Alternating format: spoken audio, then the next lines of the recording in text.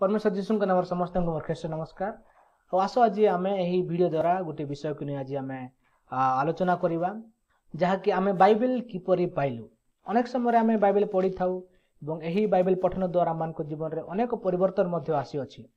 किंतु गोटे विषय आम अनेक समय अजणात आम भूली जाऊ कि आम प्रकृत बाइबल किपरि पाइलु एवं बाइबल आम पाखक किपरि पहुँचला। तो आज आम यही वीडियो द्वारा आम जानिबा कि आम बाइबल किपरि पाइलु। बाइबल जहाँकि आम ओडिया भी कही था किंतु यही बाइबल गोटे ग्रीक भाषार गोटे बिब्लिया बोली गोटे शब्द रु आगत जार साधारण अर्थ कि पुस्तक बोली कह जाए। और यही बाइबल को लिखा जहाँकि आम जानू 66टा पुस्तक यही 66टी पुस्तक लिखा 1005 वर्ष लगी बोली आम जानीपारू। ता सहित यह 40 भिन्न व्यक्ति मान लिखिथिले, 40 भिन्न जगार लिखिथिले, 40 भिन्न समय लिखिथिले, 40 भिन्न परिस्थिति लिखिथिले, तापर भिन्न वृत्तिर लोक मान थिले किंबा भिन्न कार्यक्षेत्र लोक मान थिले। आम जानू कि सोलोमन जड़े ज्ञानी थिले, जड़े राजा थिले। ता सहित माथ्यू जे कि माथ्यू सुसमाचार लिखिछंती जड़े करग्राही थिले। सेपरि भाव में जानू कि जो व्यक्ति माने यही बाइबल लिखिछंती से माने अनेक कार्यक्षेत्र व्यक्ति मान थिले बोली आम जानी पारू। ता सहित यही बाइबल 3 गोटी अलग अलग भाषा लिखा जाए अच्छी जहाँकि प्राथमिक भाव में एब्री भाषा रे, तापर आरामिक भाषा रे, तापर ग्रीक भाषा रे बोली आम जानी पारू। जदि भी भाषा अलग हुए किंतु विषय नुहे आम जानी पारू बाइबल रो गोटे विषय जहाँकि ख्रीष्टन विषय कह जाए बोली आम जानी पारू। हेले आम आज यही वीडियो द्वारा देखिबा आम बाइबल किपरि पाइलु। जितेबेले आम 2 तिमोथी तार 3 अध्याय तार 16 पद में पढ़ू सेठी लिखा जाए कि समस्त शास्त्र ईश्वर प्रेरणा रे लिखित बोली। आम जितेबेले आम बाइबल पढ़ू अनेक समय जानी था कि मोसा लिखित किंबा पौल लिखित तापर जहन लिखित सुसमाचार बोली अनेक समय में कही था। जदि भी जहन पुस्तक लिखिथिले किंतु निजर मन इच्छा रे किंबा निजर भावना रे से यही पुस्तक लिखि नांती बरं ईश्वर प्रेरणा रे से माने लिखिथिले बोली आम 2 तिमोथी 3:16 रु आम जानी परिबा। ता सहित यही बाइबलटा आम जदि इतिहास पढ़िबा किंबा आम जदि ए बाइबल विषय आम जदि पढ़िबा आम जानी पारू कि बाइबल को 2 प्रकार परंपरा द्वारा लिखा जाय अछि। Bible has written in 2 different tradition जहाँकि आम मौखिक परंपरा एवं लिखित परंपरा बोली आम जानी पारू जहाँ को इंग्लिश रे ओरल ट्रेडिशन और रिटन ट्रेडिशन बोली कह जाए। प्रथम देखिबा मौखिक परंपरा कौन। मौखिक परंपरार अर्थ होची कि आमानकर मुख द्वारा किंबा आमानकर वाक्य द्वारा जहाँ आम कहू ताहाकू मौखिक बोली कह जाए। एवं यही बाइबल आम जहाँ देखू अनेक समय विषय सबू को मौखिक भाव में लोक मैंने कौन रखिकी किंबा संचय कर रखुले से समय किंबा आदि पुस्तक समय रे सेमानक समय लेखिबार कौन से रूप नथिला किंबा लेखिबार से कौन सी परंपरा नथिला। से समय साधारण भाव में लोक मैंने कौन मौखिक भाव में ही निजर पैतृक इतिहास भाव में कि निजर पूर्वपुरुषों विषय कौन मौखिक भाव में ही गोटे पीढ़ी रु अन्य पीढ़ी को लोक मैंने कहूथिले। मनकर अब्राहम को विषय कौन अब्राहम तांको पैतृक पुरुष विषय तेराह को विषय कहिबे एवं सही अब्राहम इसहाक को कहिबे। अब इसहाक कौन जाकुब को कहिबे, जाकुब कौन तांकर 12 पुत्र किंबा जोसेफ को से माने कहिबे। ए प्रकार भाव में कौन निजर इतिहास किंबा निजर जो व्यक्तिगत अनुभव सब कौन लोक माने मौखिक द्वारा पीढ़ी पीढ़ी मानकू कहूथिले बोली आम इतिहास द्वारा आम जानी परिबा। एवं यही इतिहास को किंबा यही लोक मानकर जो कीर्ति को तांकर इतिहास को तांकर व्यक्तिगत अनुभव को जहाँ ईश्वर सहित थिला ताहाकू गीत द्वारा रचना द्वारा एवं कहानी द्वारा से माने कौन संचय कर रखुथिले एवं अन्य पीढ़ी मानकू से माने शिक्षा देउथिले बोली आम जानी पारू। तो आम जदि देखिबा जहाँ आम आदमों ठारू जदि आम जाकुबों पर्यंत देखिबा किंबा जोसेफ पर्यंत आम देखिबा आम देखिपर कि एमानंको इतिहास सबू मौखिक भाव में कौन पीढ़ी पीढ़ी द्वारा यहाँ कह जाइथिला एवं शिक्षा दिया जाइथिला बोली आम जानी परिबा। कारण ए समय यह ही परंपरा थिला, यह ही तांको पाखरे गोटे विकल्प थिला, तांको पाखरे लेखिबार कौनसी विकल्प नथिला एवं लोक माने लेखिबा मध्य जानि नथिले। किंतु आम जदि देखिबा परवर्ती समय ख्रीष्टपूर्व 1800 आम जदि देखा आम जापर कि पूर्व प्राचीन अंचल गोटे गोटे कौन लेखा रूपर आरंभ होता एवं सही पूर्व प्राचीन अंचल कौन आम देखिपारू परमेश्वर लोक मैंने रही आम देखा कि यही पूर्व प्राचीन अंचल कौन प्रथम भाव में यही लिखित परंपरा आरंभ होता एवं सही लिखित जो परंपरा खाली आम जिते बेले अ आ कि एबीसीडी देखू सेपरी भाव में आरंभ हो नथिला यही लिखित परंपरा कौन छवि सदृश आरंभ होता आम जदि एव्री भाषार जदि उदाहरण नेबा आम जदि एव्री भाषा तो तार आरंभ कौन गोटे छवि सदृश थिला आम जदि आपण एही छवि आपण देखि पारिबे आम एव्री भाषार आरंभ कौन गोटे गोटे छवि सदृश थिला जहाँकि गोटे षंडर मस्तिष्क रूपे लोक माने व्यवहार कले एवं यही षंडर मस्तिष्क को से माने कौन निजर अधिकार किंबा परिवार रो से गोटे मुख्य बोली से माने चिंता करथिले से माने गोटे अर्थ देथिले एवं सही जो भाषा किंबा सही छवि धीरे धीरे कौन वृद्धि हेई आमे देखि पारु किपरि भाबरे नंबर 1 हैला आ नंबर 1 आमे जानू जे प्रथम रहे ताको नंबर 1 कहा जाए तो सेपरि भाबरे कौन यही विषयटी प्रथम छवि सदृश आरंभ हैला किंतु जेते बेले लोक मानकर मानसिकर परिवर्तन हैला लोक माने ज्ञान रे विकास हेले लोक माने कोन पापिरस बोली गोटे कोन छोट गोटे गछ किंबा गोटे आमे गोटे पत्र देखि परिबा तार व्यवहार करी लोक माने कोन लेखिबा आरंभ कले एही पापिरस कोन प्रथम रे से माने काटी से माने सुखाउथिले सुखाइला परे कोन कि हातुड़ी द्वारा से माने पिटी पिटी तांकु समतल करा जाउथिला समतल कला परे ता उपरे कौन लोक माने निजर इतिहास कि निजर विषय सबू से माने लेखि अन्य लोक मानकु देउथिले ता परवर्ती समय आम देखिपारू कि लोक माने माटीर प्लेट व्यवहार करे कारण यही पापिरस कौन परवर्ती समय कि अनेक समय गला परे ता नष्ट हो जाउथिला तो लोक माने निजे चिंता करी से माने कौन माटीर प्लेट व्यवहार करबा पई से माने कौन से माने चिंता कले एवं यही माटीर प्लेट मध्य अनेक वर्ष कि अनेक समय धरी से मानकु साहाय्य कला नाही कारण अनेक समय माटीर प्लेट भांगी जाउथिला एवं से भांगीबा द्वारा से मानकु बहुत नष्ट होथिला ता समय कौन लोक माने पत्थर रे से माने लेखिबार आरंभ कले किबा पत्थर रे से माने कौन खोदन करबा आरंभ कले जहां आमे यात्रा पुस्तक 20 अध्याय रे आमे देखि पारू किपरि मोसा 10 आज्ञा को कौन पत्थर रे से खोदन करथिले ता परवर्ती समय कौन लोक माने चमड़ार व्यवहार कले कौन पशुर चमड़ा को से नहीं ताको भल भाव परिष्कार करी से सजाड़ी कौन चमड़ा ऊपर से कौन लेखुले जहाँ इंग्लिश रे कौन स्क्रोल बोली कहा जाए एवं यही चमड़ार व्यवहार पुरातन नियम ठारो नूतन नियम एवं ता परवर्ती समय मध्य आमे देखि पारू जे पर्यंत कागज आसी नथिला तापर आमे देखू कि कागज आसिला कागज एबे वर्तमान आमे जानि पारू अनेक विषय लोक माने लेखिबा आरंभ कले लैपटॉप रे तापर मोबाइल फोन रे तो ए सब विषय कौन लिखित परंपरार ए प्रकार भाव विकास होइथिला और कि प्रकार भाव आरंभ होइथिला आमे देखि पारिलु तो ए समय कौन जो समय आदि पुस्तक लेखा जाइथिला से समय मौखिक थिला किंतु जो समय यात्रा पुस्तक लेखा जाइथिला से समय कौन लिखित थिला बोली आमे जानि पारू तो आमे देखिबा बाइबल रे केउ ठारू लिखित परंपरा आरंभ होइथिला किबा बाइबल रे केउ ठारू लेखिबार गोटे परंपरा आरंभ हैला आमे जानू प्रथम रे कौन प्राचीन काल रे किबा पूर्व पश्चिम समय रे ही ए लिखित परंपरा आरंभ होइथिला बोली आमे देखिलु तो सही पूर्व प्राचीन अंचलर गोटे देश आम जानू जहाँकि मिश्र देश एवं यही मिश्र देश कौन गोटे हेरोग्राफी बोली कि कौन गोटे गोटे लौकिक रूप से माने आरंभ कले किंबा से माने स्टार्ट कले एवं यही हेरोग्राफी द्वारा कौन लोक माने लेखिबा आरंभ कले एवं यही मिश्र देश रे आमे जानू मशा जन्म होइथिले सेठी से तांकर जीवन यापन करथिले तापर आमे देखि पारू कि प्रेरित 7:22 रे लिखा जाए मशा आम कौन मिश्र समस्त ज्ञान से माने परिपूर्ण हेले बोली आमे प्रेरित तार 7:22 रे देखि पारू तार अर्थ आमे जानि पारू मशा जने शिक्षित व्यक्ति थिले तार अर्थ मशा को लेखिबा जणा थिला मशा को पढ़िबा मध्य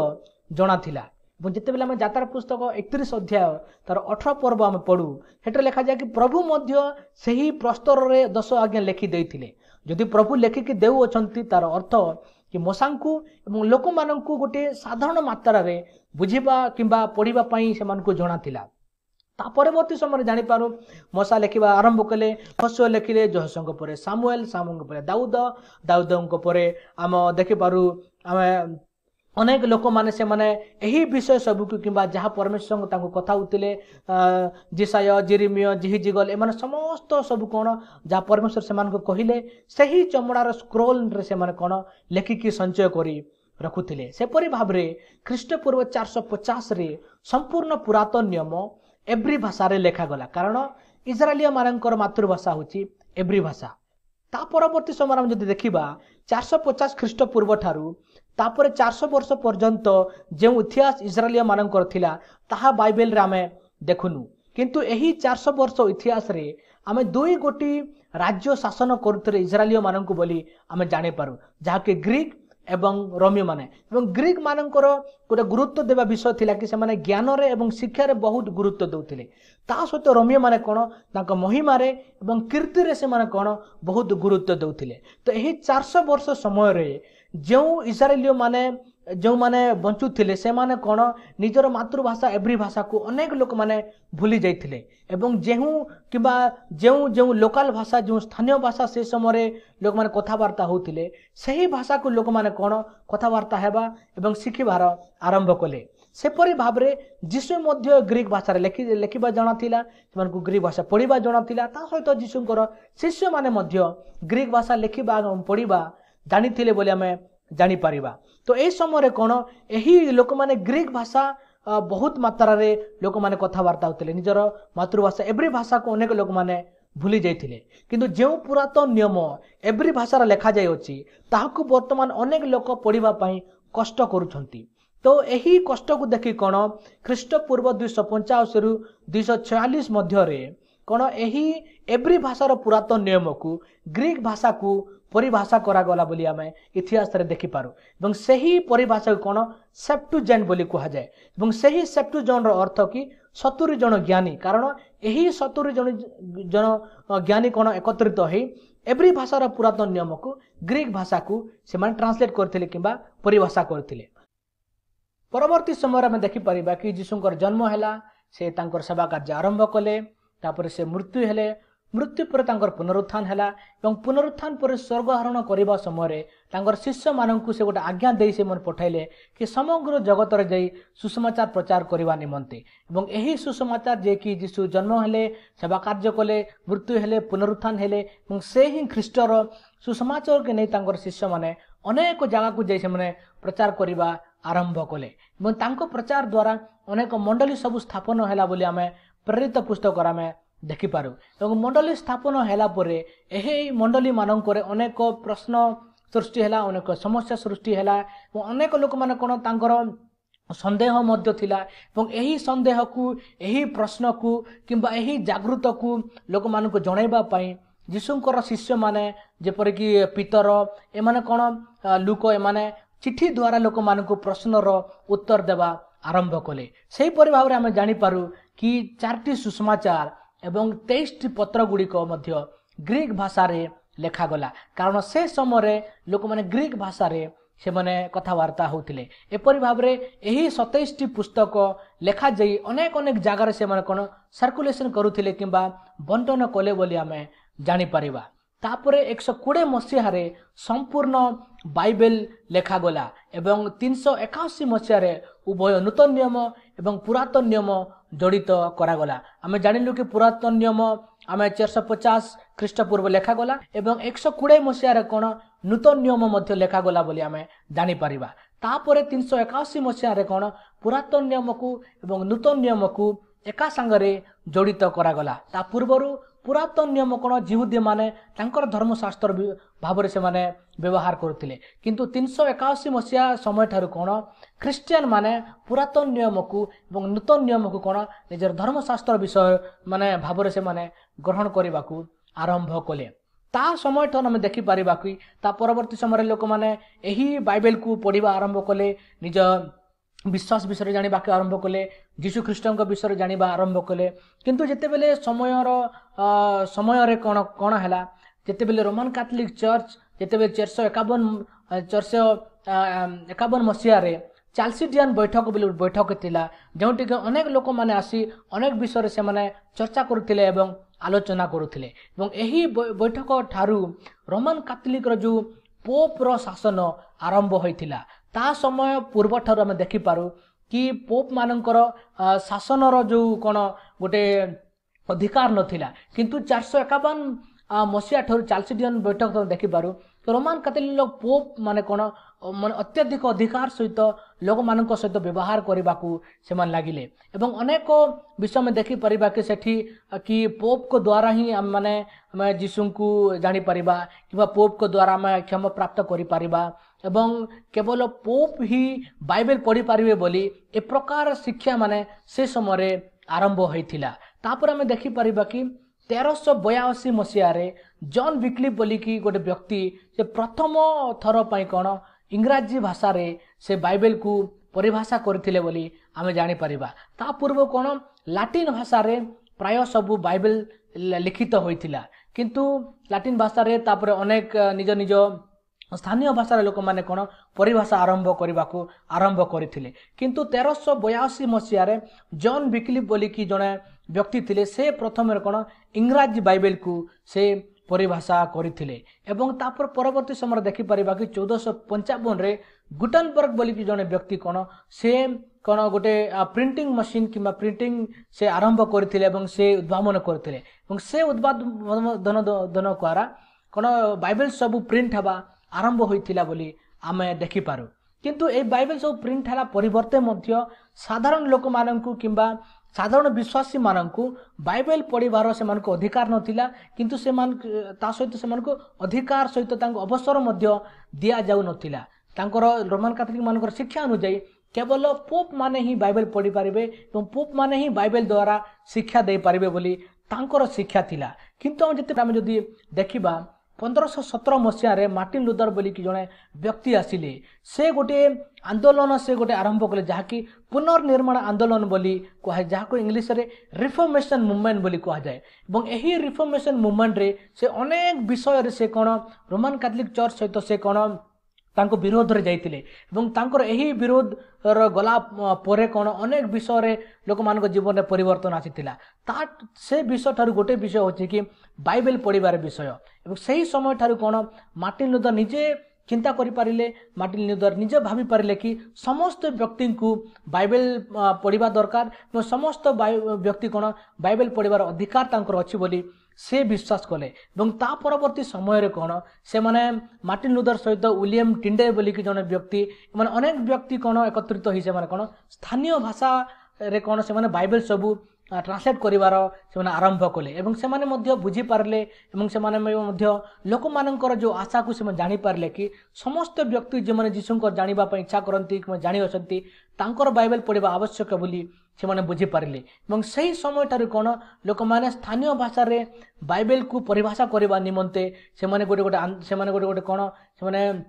तांकर मिशन से माने आरंभ करथिले सही परि भाबरे तांको से माने एमानंको मध्यरु हम जानि परिबा कि जनवरी 3 तारिख रे 1714 मसीह रे तमिल बाइबल प्रथम थर करी ट्रांसलेट हेतिला बोली हम जानि पारू एवं तमिल बाइबल ही भारतर प्रथम कोन गोटे इंडियन लैंग्वेज बाइबल बोली आम जानि परिबा जहाँकि आम जिगन बेल बोली जने व्यक्ति आसीथिले से व्यक्ति यही भारत देश को सुसमाचार निमंते आसिले एवं स्थानीय भाषा रे किंबा तमिल भाषा रे बाइबल को ट्रांसलेट करी से तमिल कहूथिबा लोक माननकु देइथिले तापर 1793 मसीह रे हम जानि पारू विलियम कैरी बोली गोटे बाप्टिस्ट मिशनरी से मध्य कोलकाता इंडिया को आसीथिले एवं तांकर मध्य गोटे मिशन थिला तांकर गोटे सेवा कार्यर गोटे समर्पण थिला कि स्थानीय लोक माननकु निज निज भाषा रे बाइबल रहिबा आवश्यक बोली सेपरी भाबरे से कोन 40टी भारतीय भाषा रे से निजे कोन परिभाषा करथिले बोली आमे जानि पारू तापर 1801 मसीह रे से बेंगाली बाइबल मध्य से परिभाषा करथिले तापर अंतिम हम जानि पारू कि 1811 रे से ओडिया बाइबल को से कोन परिभाषा करथिले एपरि भाबरे आमे जानि पारलो कि आम पाख को ओडिया बाइबल किपरि आसीथिला आमे जानि पारलो कि विलियम कैरी ही प्रथम थर पई 1811 मसीह से कोन ओडिया बाइबल से परिभाषा करथिले एवं सही ओडिया बाइबल द्वारा आज आम अनेक परमेश्वर निगूढ़ तत्व बुझी पारुछु परमेश्वर शिक्षा को बुझी पारुछु जदि से दिन विलियम करी पर व्यक्ति गोटे संपूर्ण समर्पण सहित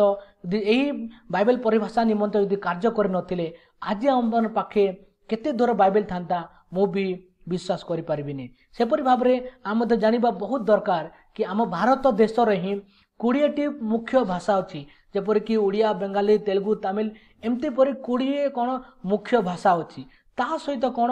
20,000 स्थानीय भाषा सब अछि एवं आम ओडिशा रे ही अनेक स्थानीय भाषा अछि जाकि कोई अछि और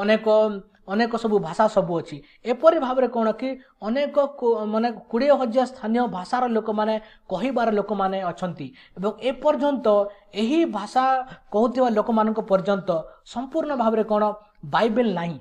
जदि तांको पाकर बाइबल नहीं तांको पाकर यीशुंकर सुसमाचार पाइबा बहुत कष्ट जदि भी से माने मौखिक भाव में सुनिले परमेश्वर निगूढ़ तत्व को बुझिबा एवं जानिबा बहुत कष्टकर हुए तापर हम जदि गीत संहिता जदि 119 तार 105 पढ़िबा एपर लिखा जाए कि तुम वाक्य मो चरण पाई आलुओ अटे ए प्रकार भाव में जानी पारबा कि जो जगह आज पर्यंत परमेश्वर वाक्य परिभाषा हुई तांको निज भाषा रे जो जो देश रे नाही कि जो जगह नहीं समानक निमंते हम प्रार्थना करबा बहुत आवश्यक अटे अनेक ट्रांसलेशन मिनिस्ट्री किबा ट्रांसलेशन ऑर्गेनाइजेशन मध्य अनेक भाषा रे ट्रांसलेट करबा पई से माने चेष्टा करछंती एई समय आमे से मानकू आमे मने पके से मानक निमंते प्रार्थना करबा बहुत आवश्यक अटे तो एपरि भाव रे आमे जानिलु कि आमानक पाखकू बाइबल किपरि आसिला परमेश्वर आपन मानकू एई वीडियो द्वारा आशीर्वाद करंतु।